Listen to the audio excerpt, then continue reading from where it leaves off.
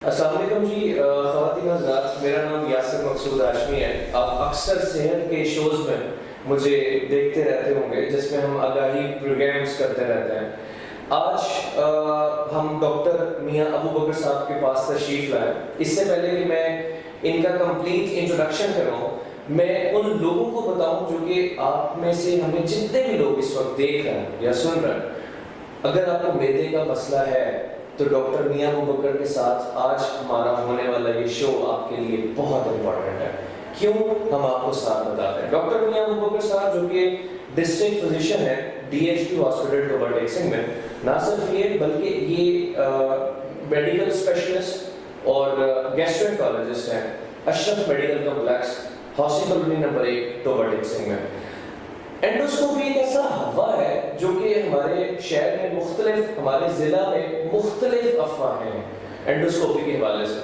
جب اس ٹاپک کو ہم سامنے لے کر کے آئے تو ہم نے یہ دیکھنا شروع کیا کہ کون سے ایسے ڈاکٹر ہیں جو کہ سب سے بہترین ہمیں گائیڈ کر سکتے ہیں اینڈوسکوپی کو لے کر کے۔ پھر ہمیں ایک سروے کے اکارڈنگ پتہ چلا کہ ہمارے ضلع میں پچھلے چند ماہ میں سب سے زیادہ اینڈوسکوپی پرفارم کرنے والے جو ڈاکٹر ہیں وہ ڈاکٹر میاں ابو بکر صاحب ہیں۔ سر السلام علیکم۔ وعلیکم السلام۔ سر آپ کے بہت دفعہ ہم نے کوشش کی آپ سے ٹائم لینے کی، فائنلی آج ہم آپ کے آفس میں ہیں۔ Thank you very much for your valuable time. Thank you. Sir endoscopy ہے کیا؟ اینڈوسکوپی ایک میڈیکل انسٹرومنٹ ہے۔ اصل میں ایک لمبی سی ٹیوب ہوتی ہے جس کے اینڈ پہ کیمرہ لگا ہوتا ہے۔ جی ٹھیک ہے۔ ہم پیشنٹ کے خوراک منہ کے ذریعے سے خوراک کی نالی اور معدے اور چھوٹی آنت کی مختلف بیماریوں کی تشخیص اور علاج کے لیے استعمال کرتے ہیں۔ alright۔ صحیح سر، یہ جو پروسیجر ہے اینڈوسکوپی، یہ کروانا کن مریضوں کو چاہیے، کب کروانا چاہیے؟ بہت سی ایسی بیماریاں ہیں جس میں ہم ڈاکٹرز اور فزیشین جو پیشنٹ کے ساتھ بات چیت کرتے ہیں، ہسٹری لیتے ہیں، اس کے ذریعے سے ہم پیشنٹ کی جو معدے اور آنت کی جو بیماریاں ہیں اس کی یقینی تشخیص تک نہیں پہنچ پاتے کیونکہ وہ چھپی ہوتی ہیں، اندر ہوتی ہیں۔ تو ایسی صورتحال میں ہمیں کیمرے کا اینڈوسکوپی کا سہارا لینا پڑتا ہے۔ ہم کیمرے کے ذریعے خوراک کی نالی، معدے اور آنت کی مختلف بیماریوں کا تشخیص کر سکتے ہیں، جس میں خون کی الٹی کا آنا بہت کامن ہے پاکستان میں، کالے رنگ کا پخانہ آنا بہت کامن ہے۔ اس کے ساتھ ساتھ جو ہے خوراک کی نالی کا السر ہو گیا، معدے کا اور چھوٹی آنت کا السر۔ اور آج کل جو ہمارے پاس بہت سے پیشنٹس آ رہے ہیں جس میں معدے کی تیزابیت ہے، معدے کے اندر بھاری پن کا احساس ہے، بالکل، اور معدے کے اندر جو ہے وہ درد کا ہے، خوراک کا ہضم نہ ہونا، ٹھیک ہے۔ اور خاص طور پر آج کل پاکستان میں بہت خاص طور پر ینگ فیمیلز ہیں، middle age female, sorry young نہیں، جو یہ شکایت کرتے ہیں کہ ڈاکٹر صاحب وکھیاں پڑ جاتی ہیں، پنجابی میں یہ ایک ٹرم یوز کرتے ہیں۔ تو یہ ساری علامات ایک خطرناک بیماری کا بھی حصہ ہو سکتی ہیں اور ایک سادہ بیماری کا بھی حصہ ہو سکتی ہیں۔ تو ان علامات کی صورت میں پیشنٹس بہت میڈیسنس لے رہے ہوتے ہیں، آلریڈی کیپسولز لے رہے ہوتے ہیں معدے کے، لیکن وہ صحت یاب نہیں ہو پا رہے ہوتے۔ تو ایسے سارے پیشنٹس کے لیے ہم اینڈوسکوپی کر کے یہ تشخیص کرنے میں ہمیں آسانی ہو جاتی ہے کہ کیا وہ خطرناک بیماری کا کوئی حصہ ہے یا کوئی سادہ بیماری ہے۔ ٹھیک ہو گیا۔ اچھا سر، اینڈوسکوپی سے کیا علاج بھی ممکن ہے یا صرف تشخیص ہوتی ہے؟ جی بالکل، اینڈوسکوپی علاج کے لیے بھی استعمال کی جاتی ہے۔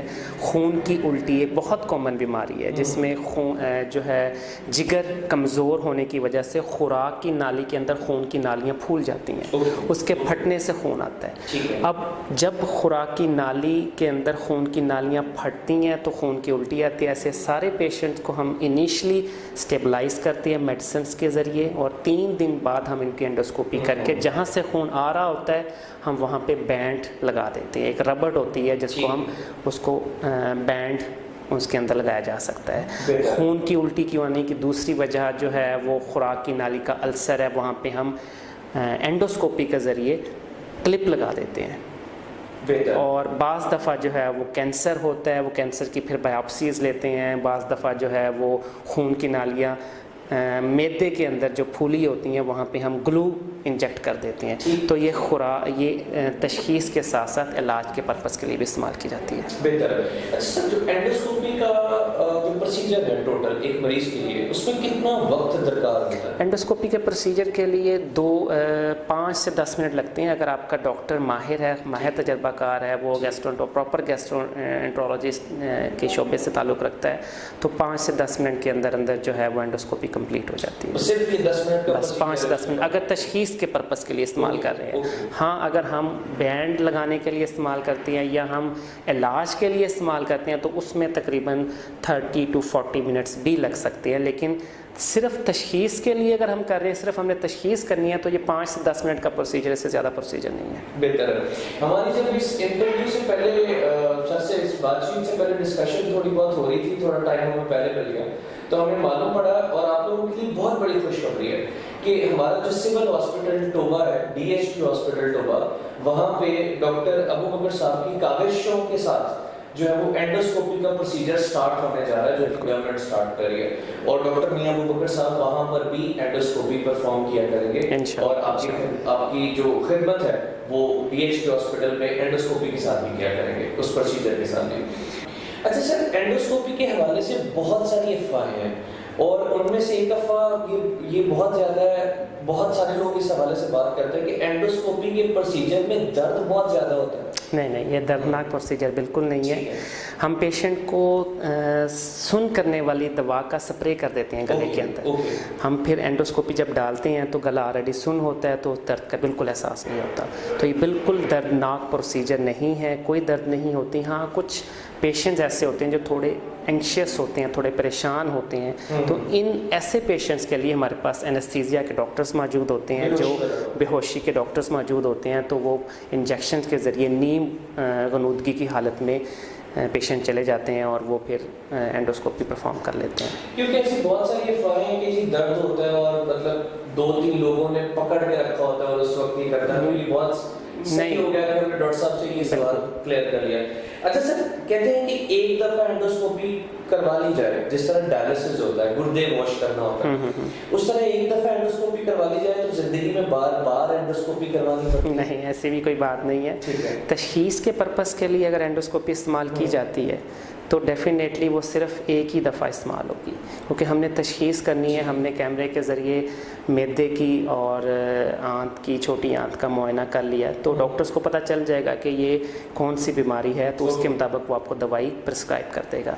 हाँ, अगर बाज़ दफ़ा जो है वो हमें बार बार एंडोस्कोपी करने की ज़रूरत पड़ती है, उसमें जब खून की उल्टी आती है, तो जब हम बैंड लगाते हैं तो हमें कुछ हफ्तों बाद दोबारा एंडोस्कोपी करके ये देखना पड़ता है कि खून की नालियाँ दोबारा तो नहीं फूल गई, और उसके ऊपर हम दोबारा बैंड लगा देते हैं। और तब तक हम बैंड लगाते रहते हैं जब तक जो खून की नालियाँ फूली हुई हैं वो मुकम्मल तौर पर ख़त्म नहीं हो जाती। उसी के साथ साथ हम पेशेंट्स को मेडिसिन भी देते हैं और फिर बैंड लगाने का अमल तकरीबन 2 से 3 से मैक्सिमम 4 दफ़ा रिपीट करवाना पड़ता है। लेकिन तशखीस के पर्पज़ के लिए बार बार करने की ज़रूरत नहीं पड़ती, वो एक दफ़ा ही काफ़ी होती है। बेहतर सर, जब हमने अपने पोल पे सवाल डाला कि एंडोस्कोपी के हवाले से आपको कोई सवाल है, तो सलीम साहब थे, जी वो कहते हैं कि एंडोस्कोपी करवाने के बाद सारी उम्र आपकी रोटी छूट जाती है, आप कोई खुराक नहीं खा सकते, कोई सख्त खुराक नहीं खा सकते, या आप काम उस तरीके से नहीं अपनी रूटीन लाइफ में कर सकते, क्या ये सच है? नहीं, सच तो ये बात सच नहीं है। एंडोस्कोपी करने के बाद अगर हमने, फिर वही बात, अगर हमने तशखीस के मकसद के लिए एंडोस्कोपी की है तो हमने स्प्रे किया होता है सुन करने वाली दवाई का गले में, तो वो गले वाली जो दवाई या स्प्रे जो सुन करने वाली होती है वो मैक्सिमम 2 घंटे उसका असर रहता है। फिर 2 घंटे बाद आप कुछ भी खा सकते हैं। आपने जो भी आपकी रूटीन की ग़िज़ा है, रूटीन की लाइफ है, वो आप अपनी दोबारा अचीव कर सकते हैं। हाँ, अगर बाज़ दफ़ा हम पेशेंट्स को जब खून की उल्टी आती है, जिनका जिगर कमज़ोर होता है, काले रंग का पखाना होता है, जब हम बैंड लगाते हैं तो डेफिनेटली उस बैंड के बचाने के लिए हमें एंडोस्कोपी के फ़ौरन बाद हमें पेशेंट को 2 घंटे बाद सिर्फ लिक्विड डाइट देते हैं। अगले दिन हम उसको थोड़ा सा सेमी सॉलिड डाइट की तरफ लेके जाते हैं। फिर 2 से 3 दिन बाद हम उसको दोबारा उनकी नॉर्मल रूटीन लाइफ में वापस आ जाते हैं। वो जो भी ग़िज़ा खाना चाहते हैं वो खा सकते हैं। उसके बाद कुछ नहीं, बिल्कुल ऐसा नहीं है। सिर्फ रूटीन लाइफ में वापस आ सकते हैं। 2 से 3 दिन लगते हैं अगर हमने एंडोस्कोपी इलाज के मकसद के लिए की है। अगर हमने कोई बैंड लगाया है, कोई क्लिप लगाया है, कोई इंजेक्शन हमने वहाँ पे लगाया, कोई ग्लू लगाया, तो तब हम 2 से 3 दिन हम थोड़ा सा गैप डालते हैं कि सॉलिड ग़ज़ा, ठोस ग़ज़ा का इस्तेमाल ना किया जाए। अदरवाइज़ जो है वो तशख़ीस के मकसद के लिए तो पेशेंट को किसी किस्म की जो है वो परहेज़ की कोई ज़रूरत नहीं पड़ती। बेहतर। डॉक्टर मियां अबू बकर साहब, हमारे ज़िला के जो मोस्ट कॉम्पिटेंट फिजिशियंस हैं उनमें एक नाम है, और मेदा के हवाले से जो बड़े डॉक्टर्स हैं उनमें एक बड़ा नाम है। थैंक यू सो तो मच। क्योंकि आपने सर माशाल्लाह अल्लाह ताला की मदद के बाद आपकी कॉम्पिटेंसी के साथ हज़ारों पेशेंट्स जो है वो अपने मेदा के अमराज के साथ बेहतर हुए हैं, ठीक हुए हैं। जो इस वक्त आपके पेशेंट्स ठीक हो रहे हैं, या वो लोग जो कि मेदा की किसी बीमारी में सफ़र कर रहे हैं, या उसमें मेदा की बीमारी में है, तेज़ाबियत है, मतलब सीने में जलन रहती है, या किसी भी हवाले से आपको पैगाम देना चाहेंगे? जी बिल्कुल, मैं ये पैगाम देना चाह रहा हूँ कि अगर खुदा न खास्ता आपको किसी किस्म की बीमारी में आप मुब्तला होते हैं, खुदा न खास्ता कोई खून की उल्टी आती है, काले रंग का पखाना आता है, मैदे की तेज़ाबियत है, मैदे के अंदर बारीपन का एहसास है, मैदे के दर्द का एहसास है, तो प्लीज़ अपने डॉक्टर से, अपने मुस्तनद डॉक्टर से, अपने फिजिशियन से रब्ता करें और उनकी हदायत को अहमियत दें। क्योंकि मैं मीम हॉस्पिटल लाहौर से गवर्नमेंट ऑफ पाकिस्तान की हदायत के ऊपर THQ टोबा टेक्सिंग में एज अ कंसल्टेंट फ़िज़िशियन अपने फ़राइज़ सर अंजाम दे रहा हूँ। तो as a consultant, district consultant physician, ये मेरी ज़िम्मेदारी है कि मैं अपने डिस्ट्रिक्ट के अवाम को आगाही दे सकूँ। मेरी वजह से अगर किसी एक शख्स की भी जान बचती है तो मैं अल्लाह ताला का बहुत शुक्रगुज़ार हूँगा। अल्लाह ताला आपको, हम सब को सेहत और तंदुरुस्ती अता फरमाए। That's so Thank you nice so of much. you.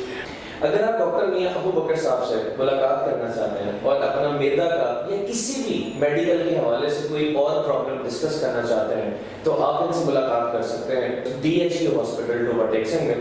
वहाँ पे ये कंसल्टेंट मेडिकल फिजिशियन के तौर पे अपनी खिदमात सर अंजाम दे रहे हैं।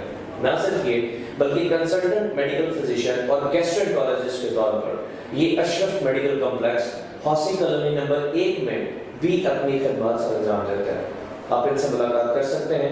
इनसे अपॉइंटमेंट लेने के लिए 0331 69 555 04 इज़ अ नंबर। अपना बहुत सारा ख्याल रखिएगा और ख़ास तौर पर अपने बेटा का ख्याल रखिएगा। अल्लाह ने के बाद। Thank you so much.